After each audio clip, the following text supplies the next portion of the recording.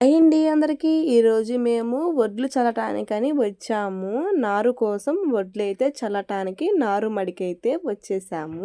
నారుమడి అంటే ఒక చోటుని అంతా ట్రాక్టర్ తోటి చక్కగా దున్నిచ్చి నీళ్ళనైతే ఆ చోట్లో నిలబెడతారు. నీళ్ళు నిలబెట్టి నీళ్ళు ఆ చోట్లో పారుతూ ఉండాలి. మట్ట అనేది పేరుకొని పోవాలి. అప్పుడు వడ్లుని 2 రోజులు నీళ్ళల్లో నానబెట్టిన తరువాత వడ్లు అనేది బాగా నానుతాయి. ఒక నైట్ తీసి బయట పెట్టి అంటే గోతంలోనే కొంచెం గాలికి అలా పెట్టేసేయాలి. ఇంకా తెల్లారిన తర్వాత ఇంకా ఆ వడ్లుని తీసుకొచ్చి ఇదంతా మట్టి అనేది నీట్‌గా పేరుకొని పోయిద్ది. ఇంకా ఇలా ఈశాన్యం మూలాన మా మావయ్య ముందైతే వడ్లైతే చల్లుతున్నాడు కొన్ని. అలాగా గట్టు మీద నుంచొని ఒక తెల్ల బొచ్చులో వడ్లనేది వేసేసుకొని కొంచెం కొంచెం తీసుకుంటూ ఎడమెడంగా చల్లుకుంటారు. ఇప్పుడు ఈ నీళ్లు పారుతున్నాయి కదా! ఈ చోటంతా వడ్లనేది చల్లాలి. వడ్లు చల్లిన తరువాత 25 రోజులకి నారనేది వస్తది.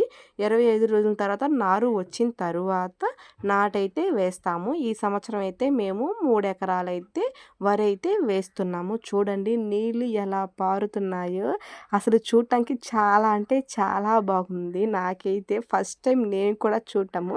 నేను కూడా చూస్తాను మావయ్య అంటే సరే రా అని వెళ్ళాము. నేను మా పాప మా మావయ్య. ఇంకా మా మావయ్య గట్టు మీద ఉండి ఒక పక్కన నుంచి వడ్లు అనేది చల్లుకుంటూ చూడండి ఎంత నిదానంగా కొన్ని కొన్ని చల్లుకుంటూ ఉండాలి. అంటే కుప్పలు కుప్పలుగా పోస్తే నారు కుప్పలు కుప్పలుగా ఒకే చోట వస్తాయి.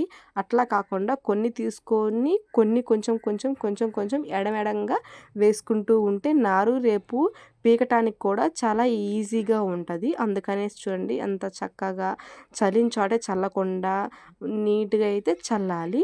నీట్‌గా ఇలా చల్లిన తర్వాత చక్కగా నార అనేది మనం వేరే చోట కొనుక్కోకుండా మన పొలంలోనే ఇలా నారుమడి అయితే చేసేసుకొని వడ్లైతే చల్లుకుంటే రేపు నాటు వేసుకోవటానికి మన చేలో నారే పీక్కొని నాటైతే వేయొచ్చు. చూడండి వాతావరణం ఎంత బాగుందో గ్రీనరీగా చల్లటి గాలొస్తూ పొలమంతా నారుమడికి దున్నుతున్నారు. పొలాలన్నీ మంచిగా శుభ్రం చేస్తున్నారు. రాళ్ళు మట్టి గడ్డలు అలా ఏమీ లేకుండా ట్రాక్టర్ తోటైతే దున్నించుకుంటున్నారు. నీళ్ళల్లో చూడండి వడ్లు ఎలా అంత చక్కగా క్లారిటీగా కనపడుతున్నాయో. ఆ వీడియోస్ మీకు నచ్చినట్లయితే లైక్, షేర్, సబ్స్క్రైబ్ చేసేసుకోండి అబ్బా.